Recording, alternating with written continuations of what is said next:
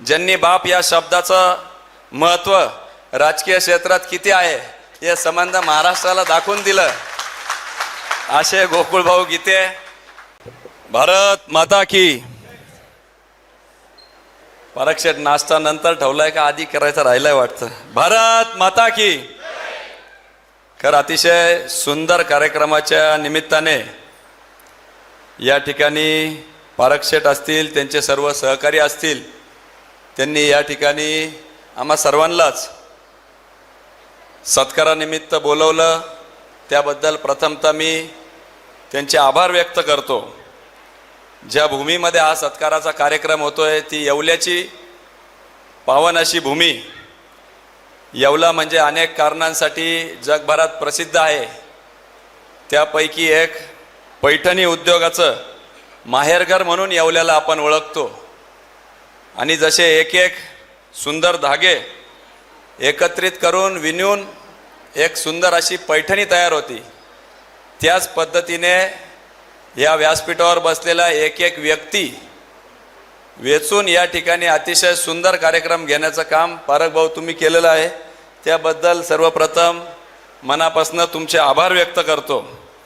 अशा या कार्यक्रमाचे अध्यक्ष ज्यांनी अनेक वर्ष सामाजिक राजकीय जीवनामध्ये येवल्यामध्ये काम केलं असे आमचे ज्येष्ठ मार्गदर्शक मारुतीराव पवार साहेब, माजी आमदार, त्याचप्रमाणे ज्यांच्या प्रमुख उपस्थितीमध्ये ज्यांच्या हस्ते शुभ हस्ते आम्हा सर्व सत्कार मूर्त्यांचा सत्कार झाला, असे महाराष्ट्राच्या पटलावर जवळपास 5 दशकाहून अधिक जनसेवेचा ठसा उमटण्याचं काम केलं। 2 वेळेस महाराष्ट्राचं उपमुख्यमंत्री पद म्हणून महाराष्ट्राच्या तळागाळापर्यंत सर्वसामान्य गोरगरीब कुटुंबांचे प्रश्न सोडवण्याकरता अहोरात्र ज्यांनी झटले, अनेक महत्त्वाचे खात्यांचे कॅबिनेट पद म्हणून ज्यांनी स्वीकारलं, प्रभावीपणे त्या विभागामध्ये त्या खात्यामध्ये काम केलं।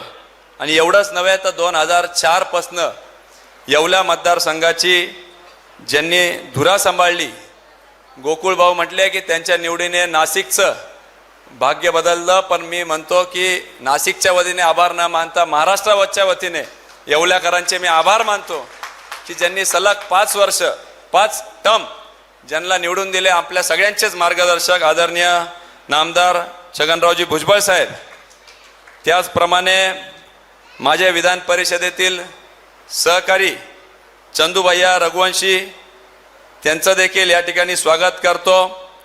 माझे नव्याने झालेले विधान परिषदेतील सहकारी ज्यांनी बाप या शब्दाचं महत्त्व राजकीय क्षेत्रात किती आहे हे संबंध महाराष्ट्राला दाखवून दिलं असे गोकुळभाऊ गीते, त्यांचे मोठे बंधू गणेशभाऊ गीते, दिलीप अण्णा खैरे, राजूभाऊ लोणारी, त्याचबरोबर ज्यांचा गेल्या काही महिन्यांमधून जवळून माझा संपर्क आला, आदरणीय भुजबळ साहेबांची सावली म्हणून जे सर्व कारभार या ठिकाणी येवला असेल, नाशिक असेल किंवा महाराष्ट्रभर सांभाळता, अतिशय भुजबळ साहेबांचीच कामाची कार्यपद्धत ज्यांनी अवगत करून घेतलेली आहे, असे आमचे मोठे बंधू समीर भाऊ भुजबळ साहेब, त्याचप्रमाणे दिलीप भाऊ लोणारी गटनेते, प्रथम नगराध्यक्ष राजूभाऊ, या ठिकाणी आमचे ज्येष्ठ मार्गदर्शक अंबादासजी बनकर, इतर सर्वच मान्यवर, अमोल भाऊ शिंदे असतील, सर्व नगरसेवक, हुसेनभाई शेख, या सगळ्यांचंच खरं तर या ठिकाणी मी स्वागत करतो। ज्यांचा आज वाढदिवस आहे या येवला नगरीचे माजी उपनगराध्यक्ष पंकज शेठ पारख यांना देखील मी शुभेच्छा देतो। खरं तर त्यांचा परिचय ज्यावेळेस वाढदिवसानिमित्ताने 4 किलो सोन्याचा शर्ट त्यांनी घातला होता, त्यावेळेस आमच्या सहित महाराष्ट्राला त्यांचा परिचय झाला होता, परंतु त्या 4 किलो सोन्यापेक्षा कैक पटीने त्यांचा दिलदारपणा हा नंतर जेव्हा मला कळाला, त्यामुळे आमची एक वेगळी घनिष्ठ संबंध त्या निमित्ताने आमचा झाला। त्यांनाही आजच्या या निमित्ताने मी वाढदिवसाचे खूप खूप शुभेच्छा करतो, कारण की आज हा सत्कार जरी आमचा करत असला तरी येवल्याकरांनी केलेला हा सत्कार हा निश्चितपणाने स्मरणात राहणारा सत्कार आहे। कारण की या सगळ्या ठिकाणी राजकारणात आपण म्हणतो चांगली माणसं आली पाहिजे, चांगली माणसं आल्यावर त्या चांगली माणसांनी एकत्र आलं पाहिजे आणि समाज उपयोगी काम केलं पाहिजे. अनेकदा वेळ प्रसंगी ज्या ज्या वेळेस गरज पडते त्यावेळेस आम्ही सर्वच जण एकत्र येत असतो. गोकुळ भाऊंनी त्या ठिकाणी भाषणात सांगितलं की काही दृश्य आणि काही अदृश्य शक्तींनी त्या ठिकाणी मला मदत केली, जाहीररित्या मी त्याचं वक्तव्य करू शकत नाही असं त्यांनी सांगितलं.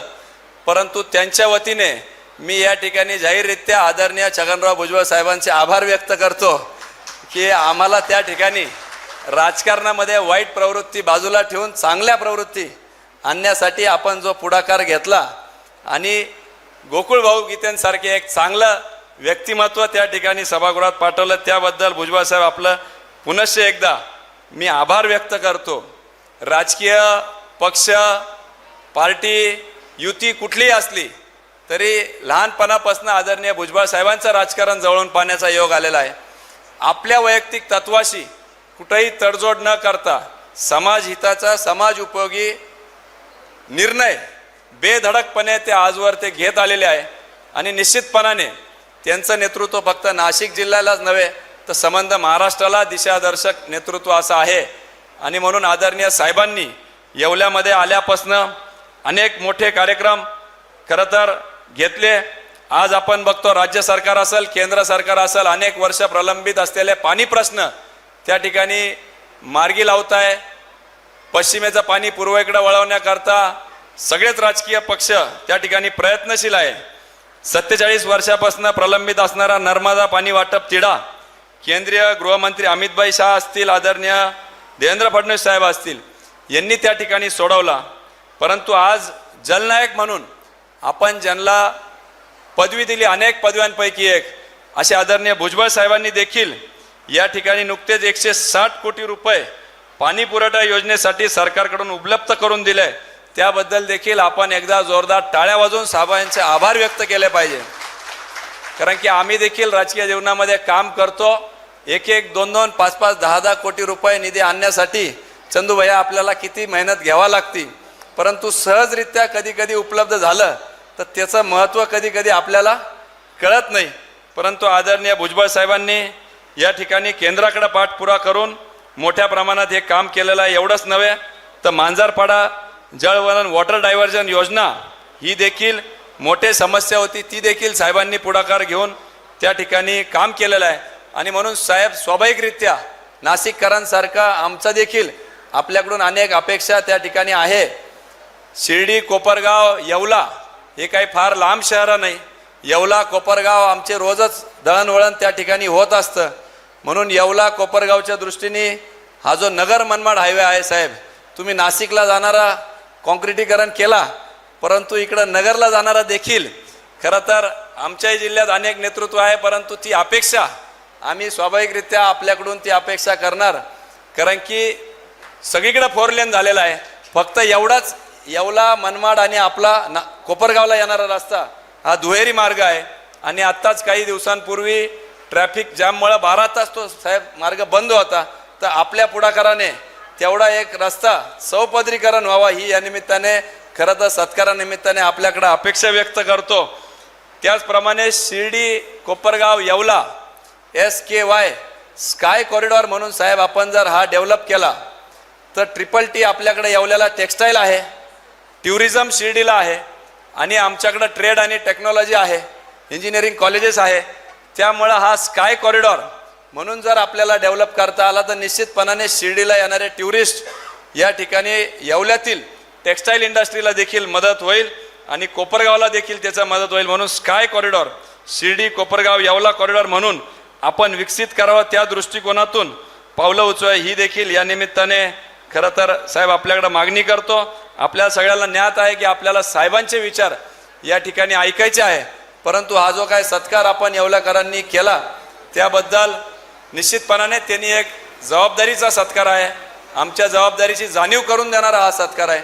ज्या ज्या वेळेस कुठेही सामूहिकरित्या प्रयत्न करण्याची गरज पडेल तर आदरणीय भुजबळ साहेबांच्या नेतृत्वाखाली आम्ही सर्वजण त्या ठिकाणी भक्कमपणे या ठिकाणी उभं राहू एवढंच या निमित्ताने आपल्या सगळ्यांना शब्द देतो.